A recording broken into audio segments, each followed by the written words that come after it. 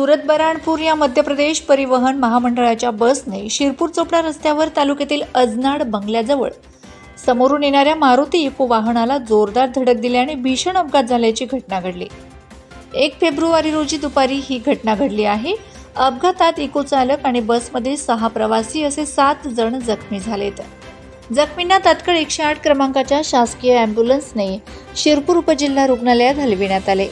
मिळालेल्या माहितीनुसार सुरत बऱ्हाणपूर ही MP 680270 क्रमांकाची मध्य प्रदेशातील बस दुपारी 1 वाजेच्या सुमारास शिरपूर चोपडा रस्त्यावरून चोपडाकडे भरधाव वेगात जात असताना बबळाज अजनाड बंगल्यादरम्यान एका वळणावर समोरून येणाऱ्या MH18AJ 7481 क्रमांकाच्या मारुती इको वाहनाला जोरदार धडक देत नाल्यात उतरल्यामुळे उलटल्याने अपघात झाला।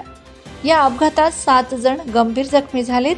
बळीराम लालूराय सरदार वय 60 राहणार सारोळा बऱ्हाणपूर, सिद्धार्थ फकीरा खिरणार वय 37 राहणार निंबोळा, कुसुम भगवान मोरे वय 54, भगवान सम्राट बाविस्कर वय 47, रेखाबाई समाधान अहिरे वय 45, तीनही राहणार जळगाव, जयश्री योगेश पाटील 25 पिंगळवाडा अमळनेर, सचिन अशोक जैन राहणार तारण मंदिराजवळ शिरपूर या जखमींचा समावेश आहे।